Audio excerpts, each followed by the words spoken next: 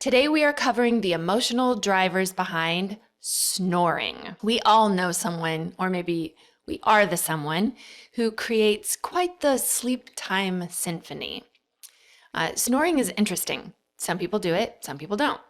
Some people only do it sometimes, while other people's can't seem to sleep without sawing those logs.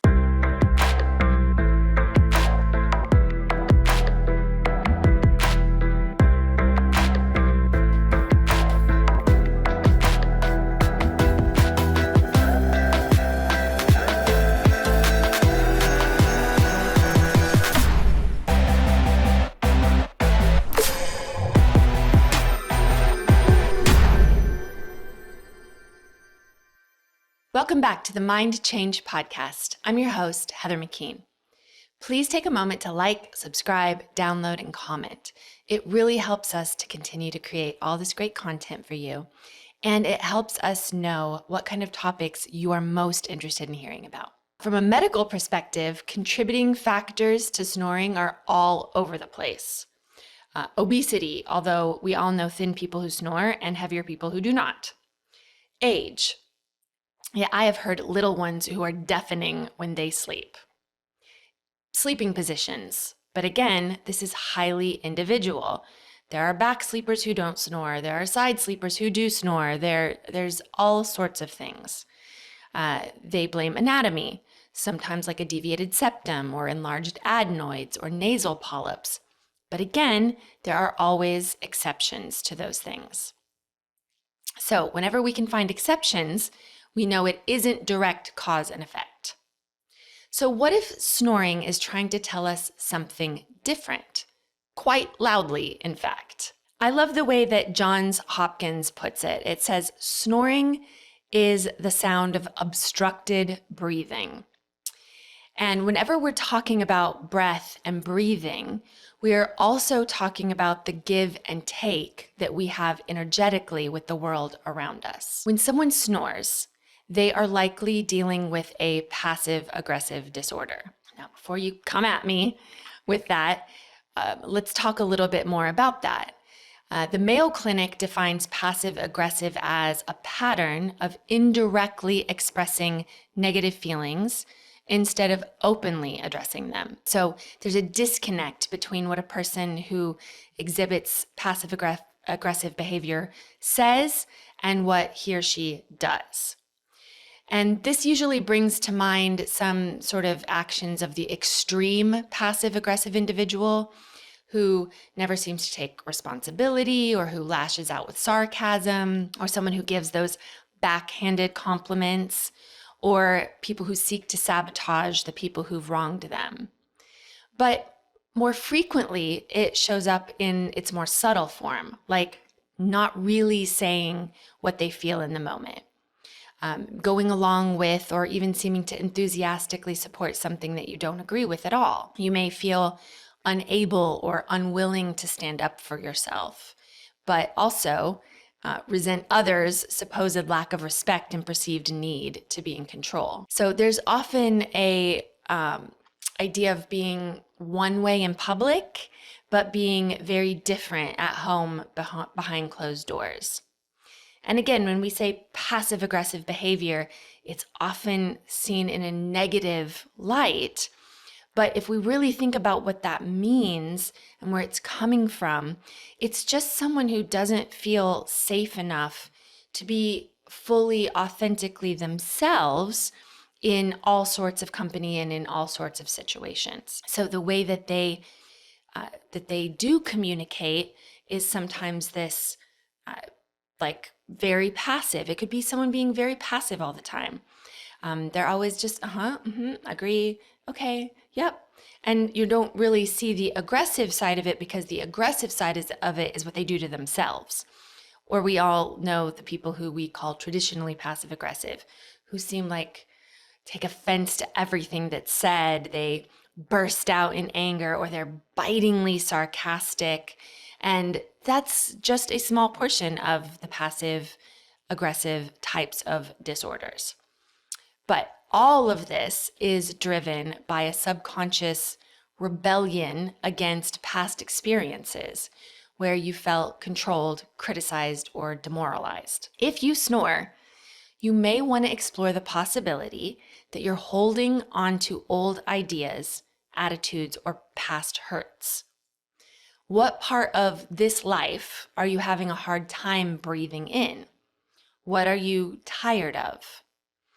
It's quite possible that you are stubbornly staying in a relationship or in a certain situation that is not actually beneficial for you. And you know it, but you're not willing to do anything real about it. You're probably not speaking up in a way that is helpful or solution-oriented. If you are speaking up, you may just be grumbling, nagging, controlling, or complaining. Maybe you're not speaking up at all, and you hold it all inside instead. So your subconscious continues to express itself all night long because you're not saying the things that you need to be saying during the day. Now, that being said, this doesn't mean that the option here is blow up on people and just speak your mind and your truth is your truth and it doesn't matter what anyone else thinks. And we become those sorts of people on the other end of the spectrum. That's the aggressive side. So passive isn't ideal, nor is aggressive. And so how to deal with those things, how to be able to speak our needs fluently, and also to be able to hear, to give, and receive is really the default of health and an ideal around emotional intelligence. If that's not where you're at yet, there's probably very good reason.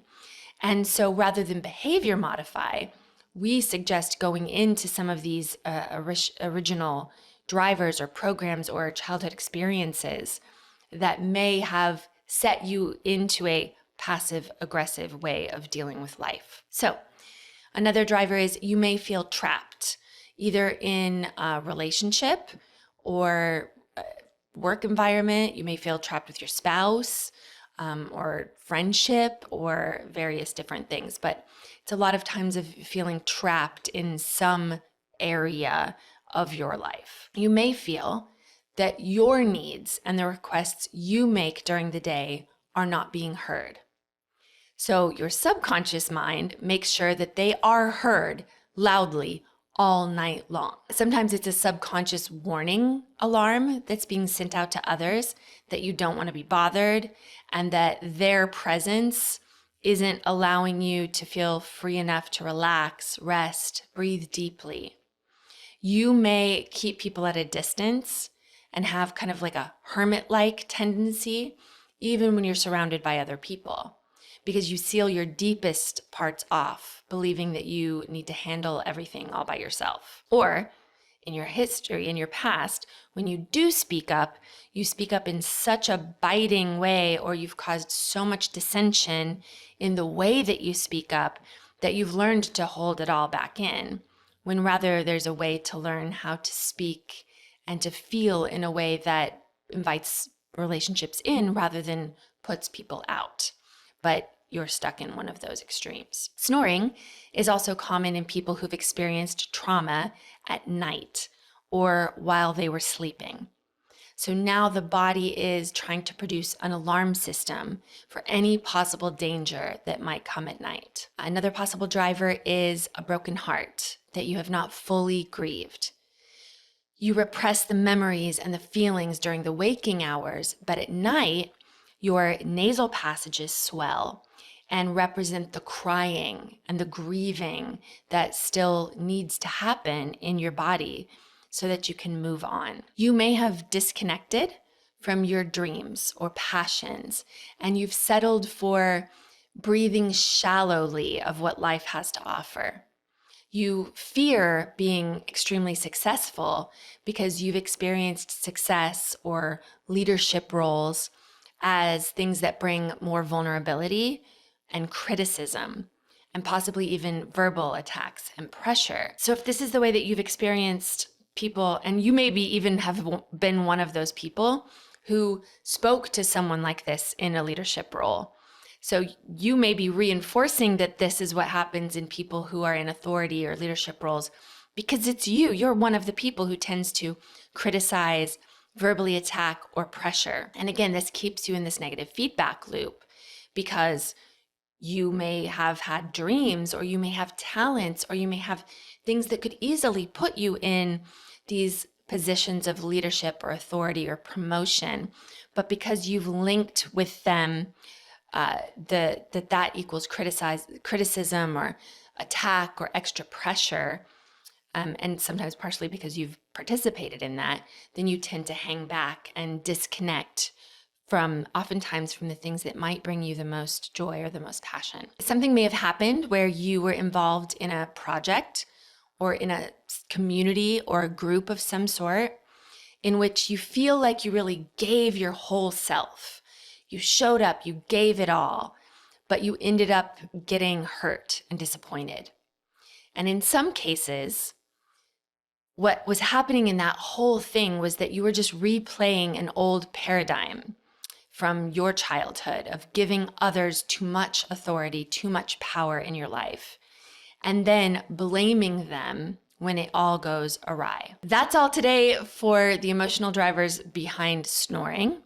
And again, they're never exhaustive. It's just the ones that I've seen in my work to be some of the most common drivers.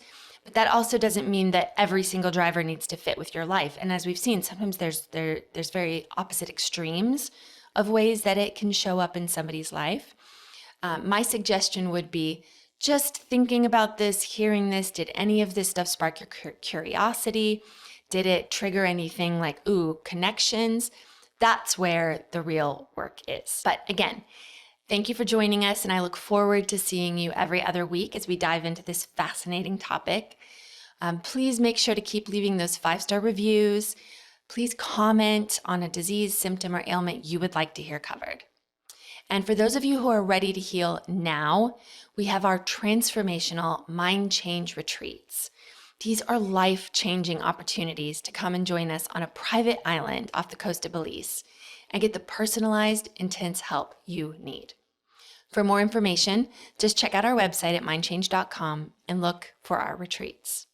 Until next time, thanks for joining us on the Mind Change podcast, where we are changing the world, one mind at a time.